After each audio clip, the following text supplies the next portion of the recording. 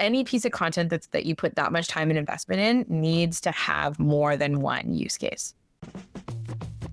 I'm Jonathan Gandalf, and welcome to the Content Cocktail Hour, powered by The Juice. Our mission is to squeeze out the deepest secrets of B2B marketing professionals to help you push your brand to the forefront of the industry. Let's raise the glass. Welcome back to the Content Cocktail Hour. My name is Jonathan Gandalf, founder and CEO of The Juice and the host of today's episode. I am thrilled to be joined by Christie from Thinkific. She is their VP of Marketing. We're going to jump into a bunch of different topics today. We've previewed it a little bit behind the scenes. I've got my pen and notebook ready to take some notes myself because this is a topic I think I could certainly do some learning on. But Christie, before we do that, in your own words, I'd love for you to share a little bit about your background and what you're up to. Yeah, sure. Well, first and foremost, thank you for having me on. I'm very excited to be here. We love and use The Juice. So this is really exciting for us to kind of get together and do a bit of a conversation. And VP of Marketing at Thinkific. I've been at Thinkific in this role for, it's going to be 4 years in January, which is just eons in tech time. Especially in marketing. Especially in marketing. Yeah. I actually, and previous to that, I've spent my entire career, except for the early on phase when you're kind of doing a bit of everything in marketing. But when I finally got into, the tech and SaaS area, spent the last just over 10 years in that space. Really focused mainly on B2B marketing, but always finding myself in these hybrid situations where we've had a, B2C to B2B model and a couple different versions of that as well. Been in and around the Canadian tech scene, mostly Canadian tech companies, but some US. Actually was at one that was acquired by a US company, which was definitely interesting. But yeah, and I would always say that I describe myself as an operational marketer. So, you can have creative heads of marketing, you can have, really in-depth kind of, I'd say like customer centric and those people that are very much, in those heads of marketing role. And I always say that my marketing approach is very operational. So, where I come from is demand generation, demand operations, very familiar with marketing automation tools, know my way around a HubSpot or Marketo pretty easily. Because of that, I definitely bring that kind of operational approach to the team. So really good at building teams and love making sure that everything runs smoothly. Love that. Well, we share a little bit of a parallel path there because I always share my background's in data, marketing data heavily. I was at ExactTarget, then Salesforce, but on our marketing team, I was often in the data side. So I always say I come at marketing from the data and demand gen, kind of the operation side. Yeah, I don't think one is necessarily better or worse than the other, but I do think a lot of times outsiders perceive all marketers come in from the brand and creative space. Just kind of raising that awareness that I think I can lead good brand and creative initiatives, but that's not always my strength. And I love surrounding myself with people who that is their strength. That's right. You always hire for, you hire for your weak spots. And so that's, as a leader, that's what you got to do. Right. So exactly. Awesome. Well, I'm excited to dive into all things operations, all things Thinkific with you. This is the Content Cocktail Hour, though, so we always ask for a guest before we jump in. What are you enjoying drinking nowadays? So I'm on a bit of a no alcohol, or what is it? I hate that term. People love it, though. It's sober curious. Okay. I'm not that curious about being sober. I'm just doing it. It was a long summer and, with 2 small kids, it's hard to, get up in the morning. So we're just tend not to drink as much. So I actually love doing like a kombucha cocktail, like full, cocktail, mocktail or whatever. And I can make them for my kids and they love them. Yeah. So we get a little probiotic in there. We're having a theme we've had several guests recently who are on, either cleansing or sober themselves, and a phony Negroni has come up a few times. Some mocktails, I like the kombucha, because that's almost turns it into like a almost like a health drink, right? Kind of the exact opposite of what a cocktail would do to you. So I basically just removed the vodka out of it that we were drinking summer. So yeah, that's what we're rocking right now. But we'll, come the holiday season, we'll see where we're at. Love that. Well, we'll check in maybe on a future episode and see where we're at. Oh, cool. I know you just spoke at Inbound, and it was around the idea of using customer education content kind of throughout the entire sales funnel, or throughout the entire funnel, really, both pre and post sales. And when you and I talked about this briefly ahead of recording this, I'm fascinated by it because I think I have been in situations where we have tried to use pre-sales content in the customer journey, either for expansion or retention purposes, but you've kind of reverse engineered that, and you're starting with the customer and then bringing that back into the sales journey. So I would love to just hear your perspective and kind of expertise on customer education and what it can mean to the full funnel. I will say that it's a very, in the customer education world, which we live and breathe in over at Thinkific, it is a very hot topic in terms of, how do customer educators, so typically these are people that maybe they were learning and development managers, maybe they were marketers, maybe they were customer support people, but they've all, taken existing content, things like knowledge-based articles, content that people have, companies have already, and created these customer education programs. And how most of them start, and this is what we see as a theme for most of our customers in the last, 3-4 years, have been, we start at the top of the funnel. We know that customer education is a great way, right? Like, it's a great piece of content to get people in. They're looking for how to use a product. They're maybe even problem aware and not solution aware yet. So you can kind of bring them into that top of the funnel. They're great SEO pieces on like how-tos. And so that's typically where these customer education folks have really spent the majority of their time. At Thinkific, that's definitely where we spent the majority of our time. That's definitely, we have our Thinkific Academy today, and it's very, from an SEO standpoint, it drives a lot of leads. But we realized, and watching our customers actually starting to evolve these programs, that we actually started evolving our own as well. So we started touching more places in the funnel. I was at, as you said, Inbound, HubSpot's event in Boston a week and a half ago. And we brought one of our customers to speak about this, one customer that's done really well in terms of kind of moving this program throughout the funnel. And it's really interesting because they actually, I love to give them credit, but they didn't really do it on purpose. A happy accident. It's a happy accident, which, as a marketer, there's lots of those. Yep.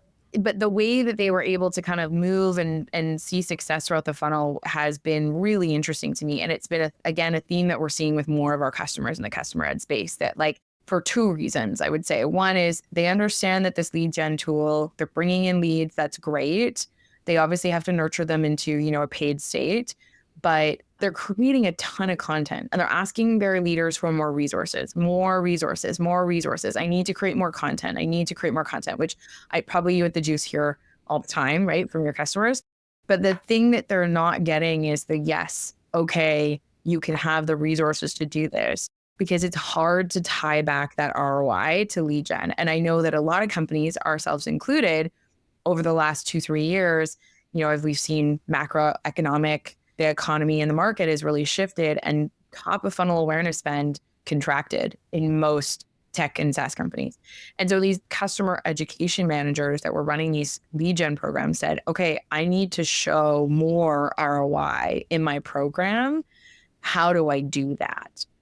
And one of the amazing things they did was they looked at two things, partnering with two other teams. One was product and one was sales. And in both of those partnerships, and we've seen in our customer base, both of either do one or both. But when they looked across the aisle, if you will, to say, hey, product team, right? I've got all this amazing content. What are your problems? And they say, hey, I've got our activation metrics are just in the tank. Like, what are you guys doing other than emails to help us drive activation, right? And there's this moment of realization of like, well, I've got all this content about how to use our product, and I've got an activation problem, and my emails, maybe my onboarding emails aren't resonating and moving people into to an activated state. Well, we call it that like aha moment, if you're familiar with that jobs to be done framework. But how do we get customers to that state? And so we've seen this with us now, with Hootsuite, with various other customers, where they said, look, we're going to start taking all this content and moving it into activation and onboarding. And by doing that within email programs, within the product itself, embedding content in the right places, offering it using a tool like User Pilot to offer content when people are stuck, and even offering, things like live chat or webinars or things like that, they're actually able to take this content they've already created, that they're asking for more money to create more content, and pair it with, really great metrics in terms of activation, onboarding, creating stickier customers, and ultimately affecting their LTV, right? Their lifetime value of their customer. And so that one is really exciting. And I'll give you a really good example, maybe two, actually. We knew that we had all this content. So like an internal example, had an amazing amount of content top of funnel, like I said, lead gen all day, was doing great. but our activation rates were falling off a cliff, right? Like it's tough. Product-led growth is tough for a lot of companies to get going. And so we took a ton of that content and repackaged it. And we actually do use a tool, call it User Pilot, which is why I called it out, but there's lots of them out there. Pendo is another one, AppQs.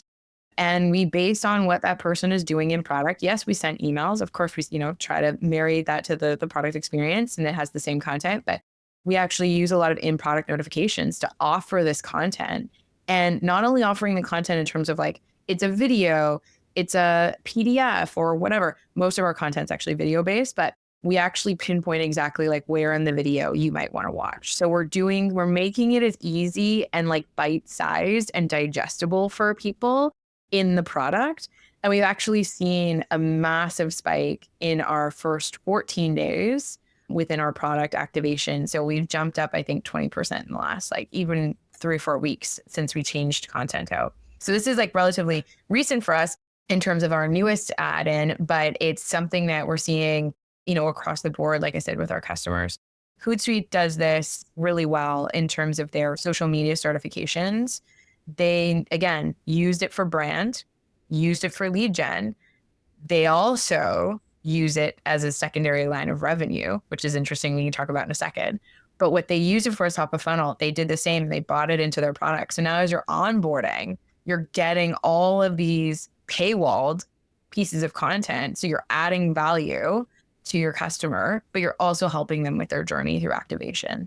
The description of top of funnel, like budgets contracting, but the combination of we have built this habit of being on the content treadmill. The more crass version I use is like the content hamster wheel of creation. And then like talk about that all the time too. Kind of this like the distribution or the use across the funnel becomes an afterthought. So I love the way you all are thinking about it there. And maybe this is an ignorant question based on my lack of expertise in your space, but it does feel like we've seen a rise in what I will broadly call courses as a content format for brands. And you even mentioned like some people even monetizing their courses. Like where does, either from the Thinkific, like corporate perspective, or just from the team you manage, like the line feels blurred between customer education courses and content. Like, is that a good thing? Or does there need to be a line in the sand between the intentionality for how you're creating those?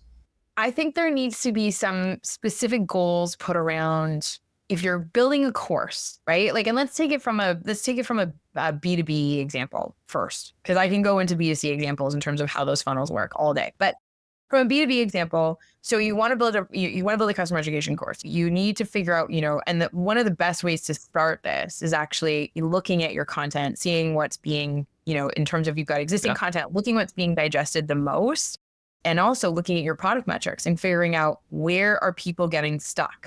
Just real quick, both those sound so rudimentary, and I think we skip them so often. So I like, you're exactly right. Like it sounds revolutionary. Like see what content resonates and see how people are using the product. But I think it's a shift. I think it's a shift too in that customer education managers or people that become customer education managers, because it's very much like I was doing this and then I saw, it's definitely this evolution into this role. And they would go by, usually we would go by, we need, then it's an SEO play, right? There's certain keywords we need to hit. And they would go by that route. And that's not a bad route, right? But if you start actually looking at your product and what do your customers need right now? And how are you meeting your customers to where they're at, right? I think that's one of the best things that, people can think about. And again, that marriage between product and marketing becomes even tighter when you look like, hey, I can help you solve this problem. So I think when you're looking to build that course, you're looking at where are you meeting your customers at? What are they looking at? What are they needing? What are the questions that they're asking? And how do we figure that out? So if I'm going to invest the time in building a course, there is a time and a place for long form content. If you're building that course, you will obviously have to make it digestible. It's got to be, you got to make sure that you've got your lessons and your sections and the videos are engaging and all that good stuff. But there is a time and a place for long form content, and a course is a good place for that, for sure. I think the secondary thing is, how do you use that content in other places? And so one of the things that we do and our customers do, Hootsuite does this really well too. And honestly, I keep saying them because I was just with them at Inbound. They actually will take their long form content. And again, this is something we see with a lot of our customers, and you create a funnel into it, right? So just like you're building you're building a brand and you have lead gen and you're using content at the top of the funnel to bring people in, we're thinking, okay, I need people to get into this course. I need to help them understand that this will solve their problem. I'm going to take this long form content. I'm going to chop it up into bite-sized sections. I'm going to start teasing it on different channels, YouTube shorts, if you have a TikTok channel, right? Instagram reels, really highlighting like, hey, you want to use this product. This product's amazing. This is how you're going to use it. And I think one of the other things is, people think, oh, this is just for existing customers. Like why would you put it on your social channels? That's pretty, brand awareness or, an awareness channel. The thing that you actually gain from that is people see a brand that is there helping their customers. So you've got a piece of content twofold, right? Like you've got a course, you've got long form, you're helping your customers, you've taken snippets of that, and you become the brand that helps their customers on your social channels. So I think that the courseware piece, to answer your question, is like, yes, it's very separate. It can live alone, but any piece of content that you put that much time and investment in needs to have more than one use case. I love that. Some of our own best content is how the juice uses the juice. And I think it's twofold, right? Yes. It's helpful to customers, but it's a curiosity of us all, right? Like we're supposed to be the best at using your own product. So how does the best do it? I referenced it earlier, but I was on a marketing team that was how we use our own software. It was a digital marketing platform. And we worked closely with our thought leadership team because we were building, these cool, fun kind of use cases for them. And people love that. One thing that is, we use when I talk about I talk with my product marketing team about who our ideal customer is for our Thinkific Plus, so our B2B side of the business. I say it's us. We are the ICP. Like Thinkific is. And so if we can't talk about ourselves to our customers, that's a big problem. Like that's why we've continued to evolve our academy. We've now got, other pieces that play into that, and how we brought it through the funnel as well is like, we need to be able to, drink our own champagne, right? Yeah. We say that all the time. Like if there's a feature or something that like we're not using, we're like, if we're not using it, we can't expect that our customers are using it. So you get that disconnect and you're like, oh, wait, why did we build that thing? Yeah, exactly. You mentioned Thinkific Plus, and I do want to hit on this because I think marketers who are listening to this always find these conversations fascinating. It's Thinkific Plus, kind of this evolution of the Thinkific parent brand, if you don't mind me using that word. I'd be curious just kind of the thought process that went into, is it a new brand? Is it the same brand? Is it a sub brand? I always think those conversations and that strategy is fascinating. So I'd love to hear a little bit how Thinkific and Thinkific Plus kind of navigated through that decision making and launch. I think that it's really interesting because like anything, and I think a lot of marketers and a lot of people that have worked in SaaS will hear me say this, is that like anything, it just kind of happened in a lot of ways, right? Like there are so many things that you do on purpose, and there's so many things that you have no control over, and you just kind of like, well, we'll see. And you're giving away all of our secrets now. Yeah, I know, right? And you do at one point, but at some point you have to pull back the reins and start to say, okay, what do we want this thing to be? And so Thinkific Plus started just like that. It started I've actually worked at 3 companies where we had a B2C product. We said, hey, I bet we could sell this to companies. And away we went. And all of a sudden, we have a 30-person sales team, right? So similar, origin story. We had a sales guy. I wasn't even onboarded yet. We had a sales guy who said, hey, I think I can sell this to companies. He sold to like 3 kind of pretty big companies.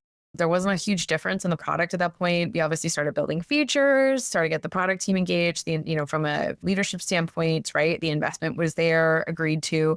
And that was how I came on board, is they said, hey, we need to build a marketing team for this.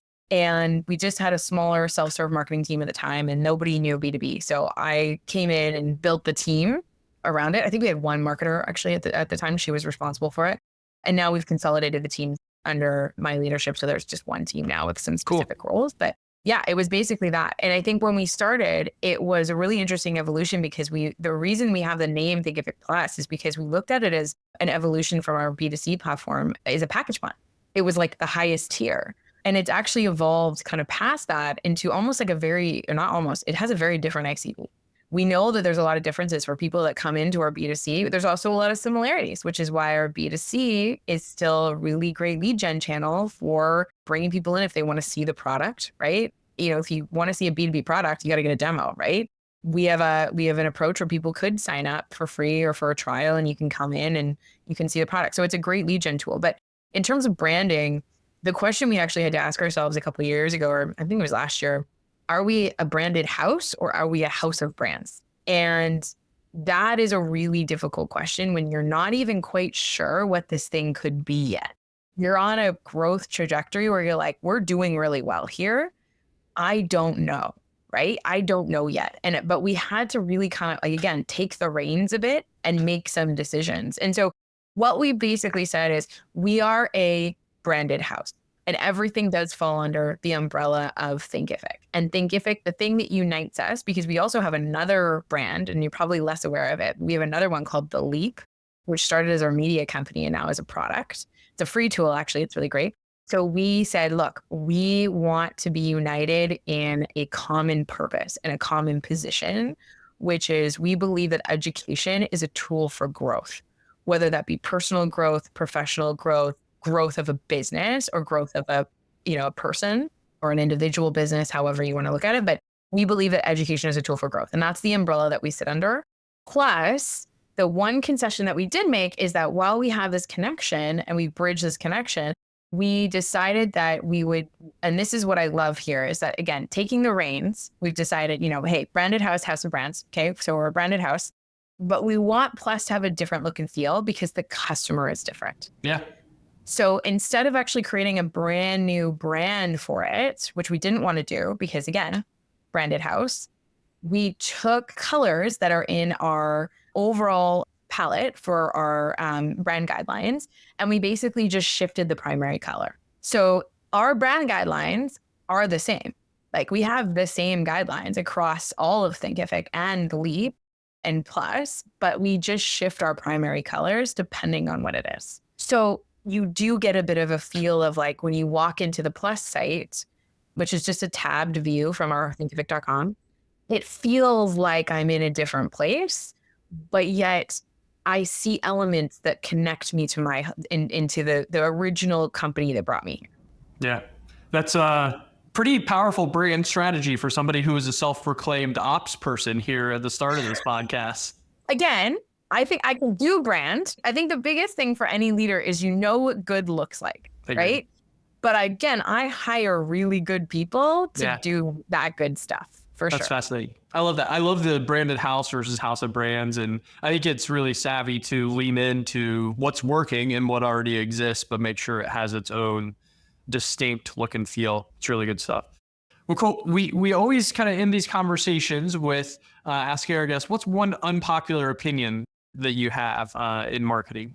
So my unpopular opinion, I feel like, is terrible for this podcast. That's all right. Let's hear it. That's what we're here for. Bring it on. I actually think that, and this is honestly from experience, and even recent experience, is that more content doesn't equal more success. I'm here for it. I love it. Tell me more. So I think that, we understand that there's this amazing realm of content marketing. And I will say that on the Plus side, we actually built that entire brand on content marketing. We had no paid ads. We had no paid marketing at all. We now do, but we didn't have any budget for that. And so we built that entire brand, sub brand or whatever, in terms of the Plus and the marketing, going after the ICP, it was all based on content. But we also had a very small budget. So, we weren't able to, just pump out tons of content. We do now. We have a lot of content that comes out, as you probably have seen.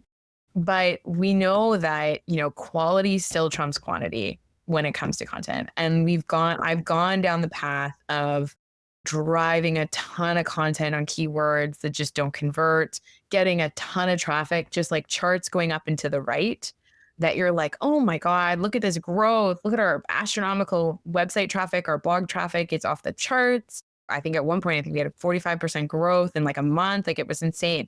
But the problem is none of that converts, because the more that you diverge away in terms of just going after quantity and not look at the quality and not connect it to what your customer voice is, not connect it to your product and your product needs, what are people actually looking for?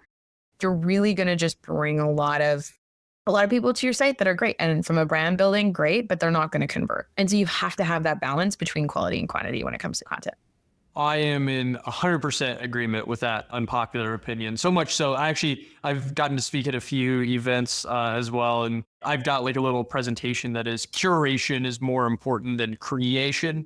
I think good content marketers, we get caught on the content hamster wheel or the content treadmill, and like we already have good content. Like if we would just spend the time, energy, and resources curating the right content for the right audience at the right step in the funnel, like we started this conversation, that is more valuable, if not, or as valuable, if not more valuable than just creating something new so that you can keep seeing the chart go up into the right or whatever it may be. And I think just to leave with two other things, as I said already, every piece of content for me needs to be doing a heavy lift. You have to be in 3 different channels doing, 3 different things. You might be in one stage of the funnel, but you're doing multiple jobs as one piece of content. Every piece of content has to work hard on our team. And then the second thing is, I always encourage anyone who thinks about customer education is look at your existing content, because any SaaS company has a knowledge base, right? They've got FAQs. These are the pieces of content you can use to create courses, to create customer education programs, and it's already there. You don't need to think, oh my gosh, I don't know where to start. I'd have to create all this content. You do not. It's there. I feel like weight being removed from my shoulders hearing a marketer say these things, because I think we don't do a good enough job collectively of doing that all the time. So I absolutely love that perspective. I love the idea of making the content work hard for you. I think that's a cool perspective. Well, cool. Christie, if people want to learn more from you or learn more about Thinkific or Thinkific Plus or The Leap, what's the best way to do that? Yeah. So, the best way is you go to our website. So we have thinkific.com and then thinkific.com/plus. But if you go to thinkific.com, again, it's a tab view. You can see the plus tab in there and you can check it out. The Leap is theleap.co. And because it used to be our media company that was separate, we're still bringing it over one piece at a time, but you can still find it on thinkific.com as well. Social medias, we've got all of them. I think, The Leap has a great TikTok account if you're interested in content creation too. They've got a great content engine over there. And then I'm always on LinkedIn. Always on LinkedIn. People can add me. They can message me. I post my articles that I write on there, funny tidbits, things my kids said, and just things that are in my head. So yeah, come visit me. It's, Christie Horsman, Horsman. Cool. Well, we appreciate you joining the podcast. Really enjoyed the conversation. We will have all of those links in the show notes. To all of our watchers and listeners of this episode, thank you for joining us. Until next time, cheers. Cheers. Thank you for joining the Content Cocktail Hour powered by The Juice. If you want to see more episodes or more resources curated for your role, join us on app.thejuicehq.com. See you next time, same place. Cheers.